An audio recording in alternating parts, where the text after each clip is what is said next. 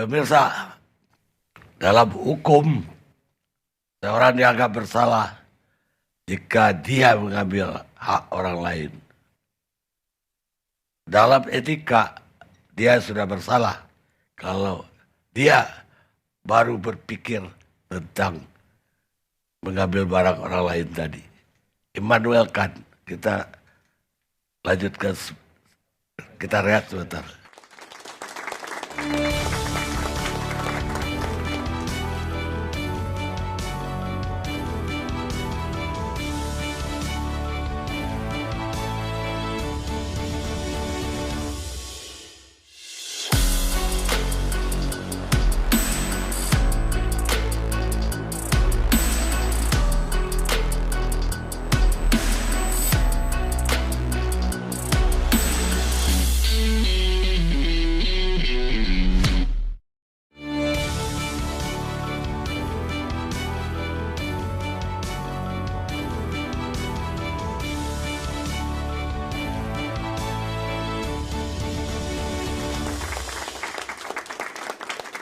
Pemirsa, kita lanjutkan acara kita. Sekarang saya mau ke politisi Partai Amanat Nasional PAN, Fikri Yasin. Kalau partai ini khusus, justru nunggu cawe-cawe deh. Karena pilihan presidennya diserahkan kepada Panglima tertinggi.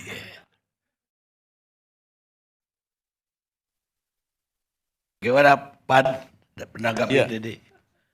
Baik, selamat malam semuanya.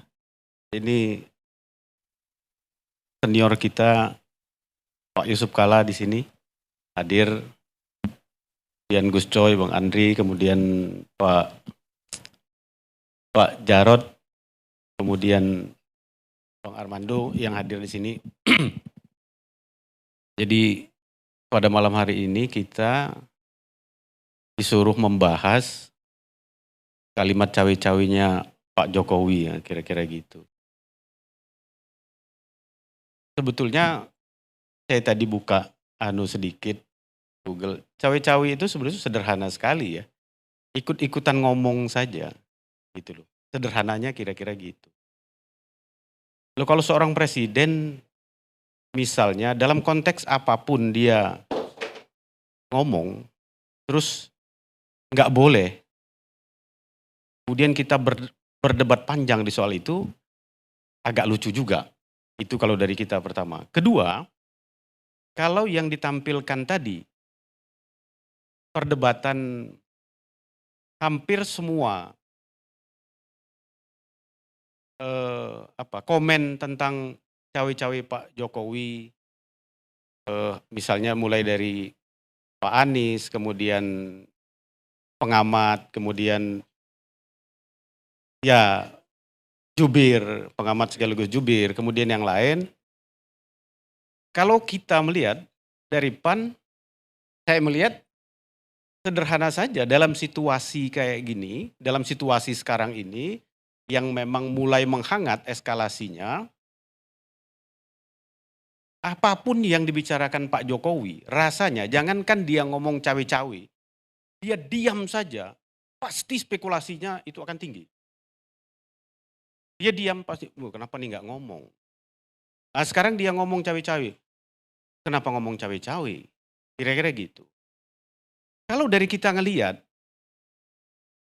sepanjang cawe-cawe dia, semua yang dibicarakannya itu masuk di dalam konstruk untuk mendukung pelaksanaan pemilu yang benar, tentu berdasarkan hukum, nggak ada masalah juga. Maka kita semua ini harus mengontrol jalannya ini. Pertanyaannya, apakah kemudian pasca reformasi seluruh presiden pada saat menghantarkan untuk pemilu berikutnya dia nggak cawe-cawe bahasanya kalau di sini, atau dia nggak ikut campur di proses-proses lanjutannya, seperti kesinambungan yang dikatakan Pak Jarod tadi. Kita kan hampir semua yang ada di sini kita pernah mengikuti itu, pasca reformasi itu. Bagaimana supaya meletakkan sistem berikutnya ini menjadi mantap landasan berikutnya menjadi benar. Bahwa pengalaman kita dulu, misalnya mulai dari zamannya Pak Habibie dan seterusnya sampai sekarang, ada yang memang eskalasi campur tangannya itu mungkin sedikit, ada yang banyak, ada yang secara serius sampai zaman Pak SBY dan sekarang dilihat mungkin eskalasinya agak serius memanas. Memang nggak lepas dari zaman Pak Jokowi periode yang kedua terjadi friksi di antara masyarakat ini yang luar biasa. Efek dari itu sampai sekarang masih kerasa. Sehingga Pak Jokowi berbuat apa saja itu pasti spekulasinya menjadi tinggi. Pasti. Apalagi dia ngomong di depan pimpinan redaksi. Nah, kalau ada yang dikatakan tadi misalnya dia dari sisi etika, setuju kita. Tapi nggak bisa menjadi ukuran bahwa kalau Pak Jokowi cawe-cawe terus diukur dari etika, itu menjadi nggak pas, nggak benar. Agak sulit juga indikatornya kalau ngukur dari persepsi itu, dari etika. Yang kita lihat sekarang yang paling penting adalah apakah seluruh omongan, kebijakan, dan praktek Pak Jokowi itu melanggar aturan. Nah, di situ ada ukurannya. Nah, maka kita semua di situasi sekarang ini wajib mengontrol jalannya itu. Setuju kita kalau itu. Tapi kalau nggak ada salahnya juga misalnya kita semua mempersepsi dengan etika kita masing-masing bahwa Pak Jokowi kalau ini, oh ini tidak beretika. Tapi pasti ada yang menyatakan, oh enggak, masih pantas saja. Atau yang lain, oh enggak sopan juga. Boleh saja itu. Tetapi untuk menghadapi situasi 2024, kira-kira ada nggak aturan main yang betul-betul ditabrak oleh Pak Jokowi sehingga itu menjadi fatal? Kalau sebatas kekhawatiran saja, setuju kita semua. Karena nggak boleh juga kita misalnya melepaskan ini dengan oh silakan saja jalan kita. Menurut saya setuju saja, semua kita harus khawatir terhadap situasi ini. Tetapi spekulasi berlebihan menuduh, apalagi menurut saya misalnya dianggap seolah-olah yang dilakukan ke depan lepas kontrol. Nah ini yang menjadi nggak pas juga kita nanti. Harapan kita sama-sama kita yang mengarah misalnya Gus Coy tadi bagaimana kita ke depan itu adem dan sebagainya. Bolehlah spekulasi, kekhawatiran itu kita setuju saja. Tapi baik policy yang dikeluarkan maupun kita yang mengontrol ini sama-sama masuk ke kanal aturan main. Baru pas.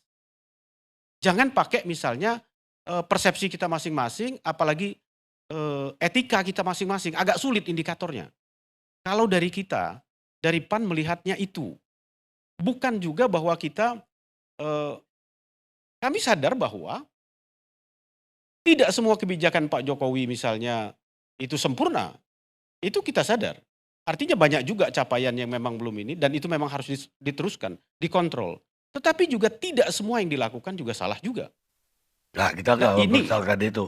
Yang kita persoalkan sekarang, dia mengatakan dia akan cawe-cawe. ya, Cawe-cawe ini dalam pemilihan presiden.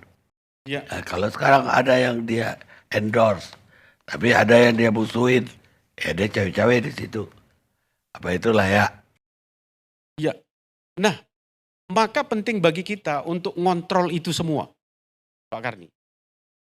Baik media maupun kita semua, ruang itu jangan pernah kita lepas untuk mengontrol agar kita lepas landas di 2024 setelah pemilu itu menjadi mantap dan benar. Itu mau kita. Kira-kira gitu. Kalau Pak itu Karni, tidak melanggar undang-undang, peraturan, apakah itu berarti sah? Gimana Pak Karni? Kalau cawe-cawenya tadi tidak melanggar aturan dan undang-undang, apa itu sah? Saya pikir sah sepanjang tidak melanggar undang-undang. Bagaimana kalau itu melanggar etika? Kalau etika sulit ukurannya, Pak Karni. Loh, ada etika umum, ada etika kita pribadi. Kalau pribadi ya susah. Tapi etika yang berlaku umum. Iya. Kalau dia misalnya ini kan baru omongannya cawe-cawe kalimatnya itu. Dia belum ke dalam konstruk konkret apa yang dibicarakannya. Cawe-cawe itu hanya terminologinya ikut-ikutan ngomong dalam bahasa Jawa. Tapi misalnya apa yang mau dicawe-cawekannya nanti, dia masuk ke aturan main di mana misalnya pelanggarannya, nah itu baru dia misalnya secara terang-terangan dia mengendorse siapa atau ini, itu baru nanti akan kelihatan di sana. Tapi kalau dia baru kalimat, bukan ikut ngomong, ikut campur. iya, setuju kita.